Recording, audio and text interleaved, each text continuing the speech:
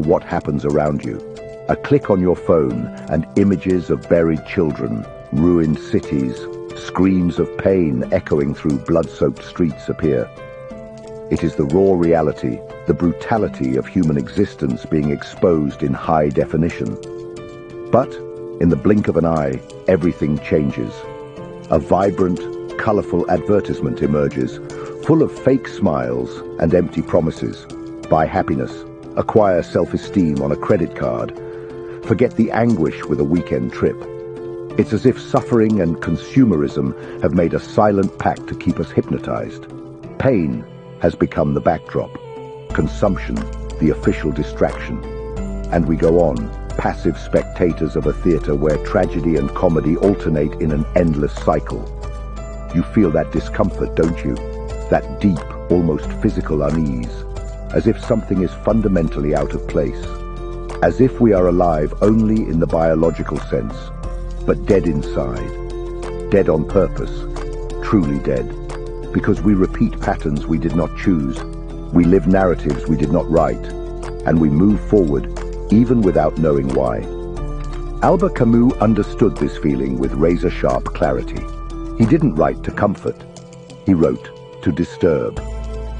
There is but one truly serious philosophical problem, he declared. This statement isn't about statistics or a single dramatic act. It speaks to that quiet, restless question that surfaces in the middle of the night. Why keep going when everything feels so empty in a world so absurd, so meaningless? Here, we can expand Camus' idea beyond its literal reading, pointing to the collapse of authenticity, the slow erosion of our true self. Every time we give up who we are to fit into a society designed to numb us, we lose a part of our essence. This quiet surrender, though invisible, can be devastating, but Camus does not stop at the denunciation. He proposes something infinitely more challenging: to face the absurd with open eyes, not to flee, not to invent comforts, not to cling to metaphysical explanations, just to accept reality as it is, cold, incoherent, indifferent, and yet to live. To choose to live, not for hope, not for promise, but for rebellion. This video is a call, not to believe in something, but to wake up, to think, to feel, and perhaps for the first time, to accept that life does not need an external meaning to be profoundly significant. Meaning is not ready, waiting for you somewhere. Meaning is something you build with courage, with presence, with lucidity. Perhaps by diving into this philosophy, you will realize that living without a cosmic purpose is not a tragedy. It is, in fact, the greatest act of freedom a human being can perform. And that is exactly why this journey needs to start now. Most people are fading away slowly, in suits, smiling for selfies, meeting goals, and being praised for it. They live, but they are not alive. They breathe, but they do not feel. They are functional, but they are not whole. And the scariest part is that this death, the death of the true self, shocks no one. On the contrary, it is rewarded with stability, approval, and likes. Camus understood this before many. When he spoke of the deepest philosophical question, he was pointing to something beyond physical acts.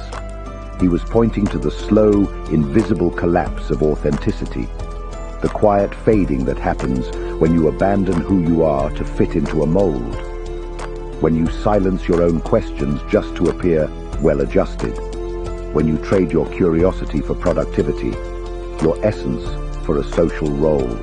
How many times have you caught yourself acting like a character, performing a script that someone wrote for you? Waking up, working, smiling, being polite, hiding fatigue, silencing anger, ignoring fear. Life turns into a loop of automatic gestures, decisions made by inertia, and feelings swallowed dry. And with each repetition, something inside you fades away, slowly, silently, until the day you look in the mirror and no longer recognize yourself. This is the silent collapse that Camus exposes. An existence without passion, without awareness, without revolt. And he calls it cowardice, because it is easier to settle for a lukewarm life than to face the terror of emptiness. Easier to pretend everything is fine than to dive into the deep doubt. What if none of this makes sense? But here is the key. Recognizing this inner death is the first step to breaking the cycle. The simple fact that you are listening to these words now already shows that something inside you resists, that there is still a spark, a restlessness, a refusal to accept a half-life. And it is from this refusal that true revolt begins. However, before we talk about the conscious rebellion against this daily death, we need to understand the scenario in which all this happens. A cold, indifferent, silent world, where meaning is not given. It is in the collision between the human search for meaning and the silence of the universe that what Camus called the absurd is born. And that is exactly what we will explore in the next part. If this content is making sense to you, click the subscribe button and subscribe to the channel. Thank you for your support. Imagine waking up one day and realizing that everything you believe to be solid, your goals, your beliefs, your certainties, begins to crumble. Nothing dramatic happened, no tragedy, just silence. An emptiness settles between you and the world. You ask yourself why, but there is no answer.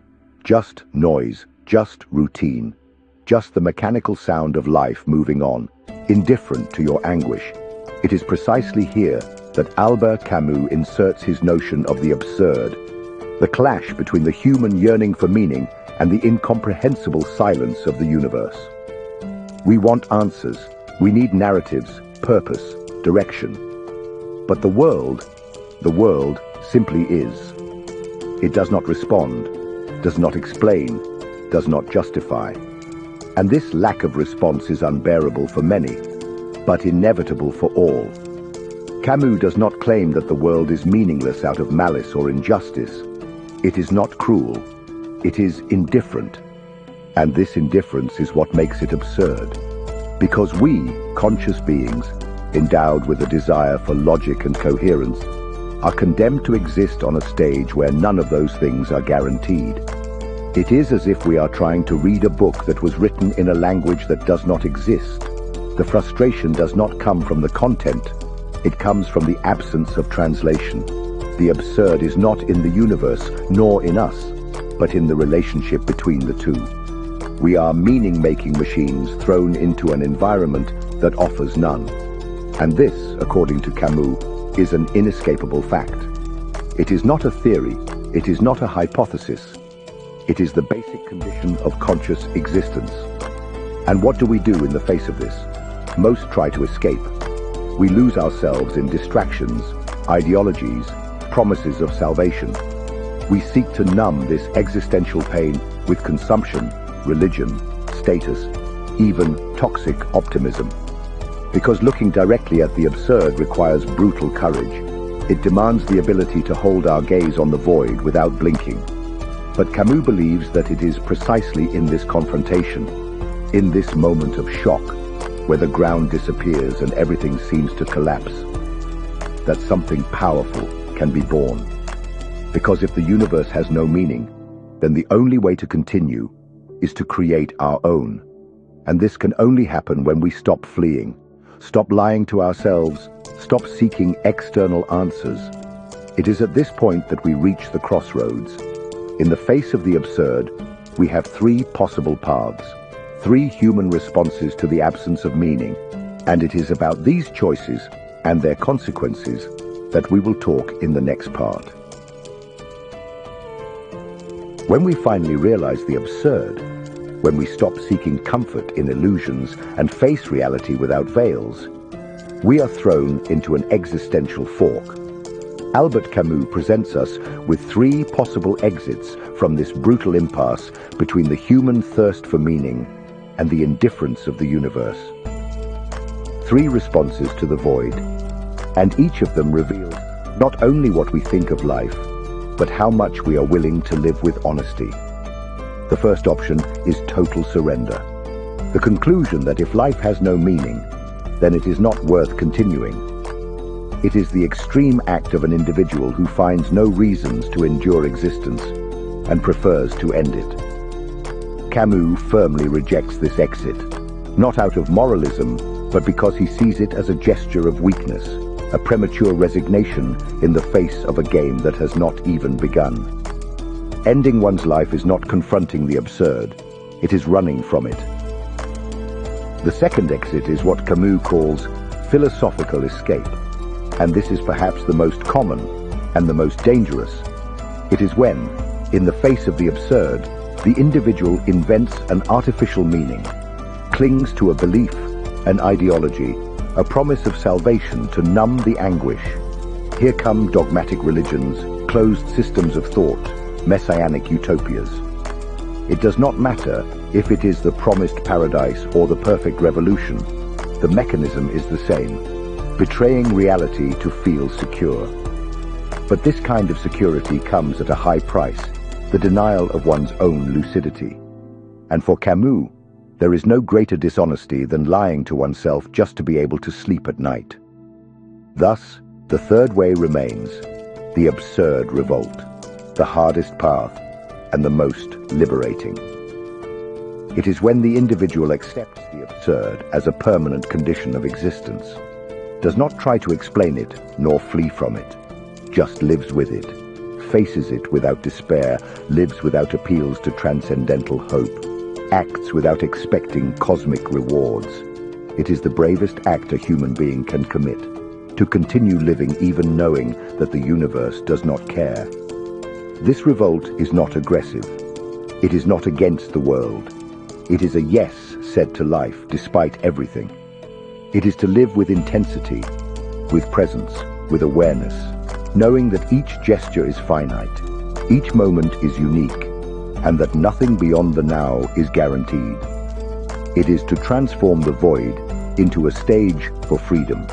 It is to make life an act of continuous creation, even without a script. But how is it possible to live like this? How to sustain this revolt without falling into despair? Camus answers this question with a powerful symbol, a mythological figure that becomes a metaphor for the human condition, Sisyphus. And it is about him, the eternal condemned one, who pushes his stone up the mountain, that we will talk in the next part. Imagine being condemned to eternally repeat the same task, without reward, without conclusion, without relief. Climbing a mountain while pushing a colossal stone, only to see it roll back to the starting point every time you approach the top. This is the punishment of Sisyphus, the mythological character who dared to challenge the gods. And for that, he was sentenced to live the cruelest cycle that human imagination could conceive. Purposeless repetition, an endless routine, an eternity of futile effort. It is easy to look at this image and see only tragedy. But Albert Camus saw something else. He saw there the purest reflection of the human condition. For Camus, Sisyphus is more than a condemned man. He is a symbol. And more than that, he is a hero. Not in the romantic or epic sense, but in the most brutal and honest sense possible. Sisyphus is the man who faces his absurd reality and chooses to confront it without illusion. He does not believe that the stone will one day stay at the top. He does not deceive himself with promises of liberation. He knows that the punishment is eternal, and it is precisely for this reason that he is free. Because he understands the extent of his tragedy, accepts his fate, and yet continues to push. Camus writes, "One must imagine Sisyphus happy." And this phrase, at first glance so provocative, is an existential punch. How could someone be happy in such a desperate condition? But this is where the genius of the metaphor lies. Sisyphus's happiness is not in winning. It is in not giving up. It is in the moment he descends the mountain and, knowing that the stone will fall again, chooses, nonetheless, to start over. He chooses to push once more, not out of faith, not out of hope, but out of decision. This act, repeated eternally, ceases to be punishment and transforms into affirmation. The awareness of futility does not destroy Sisyphus. The absence of meaning becomes the very ground from which his freedom springs. He takes ownership of his fate. He claims the stone as his own. He transforms punishment into choice, and in doing so, he transcends. He becomes greater than the absurd task imposed upon him. Camus does not present Sisyphus to resign us to suffering. He does so to show that true heroism lies in lucidity, in conscious persistence, in the refusal to flee from reality, no matter how harsh it may be. We all have our stones. We carry weights that return, failures that repeat, routines that seem to lead nowhere. But what defines us is not the inevitability of the fall. It is the decision to climb again. Sisyphus represents the human being who, in the face of the absurd, does not flee, does not delude himself, does not surrender. He resists. And this resistance, even without the promise of glory, is worthy. It is whole. It is beautiful, because it arises from the deepest recognition of reality and, at the same time, from the refusal to be crushed by it. This metaphor is more than philosophy. It is a model for life, a call to authenticity. The stone will continue to fall, but the way you push it can transform everything. The act of carrying with awareness, with style, with intensity, makes the absurd task a sacred ritual, an affirmation of your existence. But if meaning is not in the end, how can it arise? How to live knowing that the stone will always fall? How to find purpose when there is no given purpose? It is in this gap, between the fall and the ascent, that the opportunity to create meaning arises. And it is exactly this that we will explore in the next part. If what you're hearing resonates with you, you'll find real value in my ebooks. Beyond the Shadow breaks down Jung's core ideas, while Dialogues with the Unconscious gives you a 30-day path to apply them in your life. Both are linked in the pinned comment. The universe owes us nothing, no manual, no explanation, no illuminated path. It simply exists, vast, silent, indifferent. And for many, this realization is unbearable, because we have been taught from an early age to believe that life has a purpose waiting to be discovered, that there is a mission, a destiny, a hidden meaning that, once revealed, will justify all our pains. But Camus shatters this illusion with the coldness of someone who has already crossed the desert. Meaning is not given. It is not hidden in sacred books, nor written in the stars. It simply does not exist. And precisely for that reason, it can be created. This is the most powerful and most frightening proposition that Camus offers us. If there is no universal purpose, then everything depends on us. We are the creators, not of an absolute truth, but of an intimate, personal, conscious meaning. Every act, no matter how small, becomes an affirmation, a refusal of emptiness, a shout against the absurd. This means that even among the ruins, we can build something, and not just anything. We can build a life that truly belongs to us. But this requires a leap of responsibility, because we can no longer outsource who we are. We cannot say, life wanted it this way, or God wanted it this way, or society pushed me into this. From the moment you recognize the absurd, everything you choose to do, or not do, becomes your creation. It is you who decides what matters, what is worth your time, your effort, your affection, your vital energy. And this freedom, although often terrifying, is the only possible path to an authentic existence. This is not an invitation to chaos. It is not live any way you want. It is the opposite. It is live with intention. Live with presence. Live knowing that every gesture counts, not because it will be remembered for generations, but because it is all you have right now. To love someone deeply, to listen attentively, to create art, to defend a cause, to cultivate silence, to take care of the body, the mind, others. All of this can be sacred, if chosen with awareness. Camus calls us to live as artists of our own existence, and like every artist, we need to face the raw material, suffering, failure, fear, loneliness, not to glorify them, but to transform them. Because even in pain there is power, even in collapse there is beauty, even in death there is dignity. Ruin is not the end. It is the open space where we can build something new, something of our own. And this construction does not require great deeds. It happens in the everyday, in the way we face a Monday, in the way we treat a stranger, in the way we react when everything goes wrong.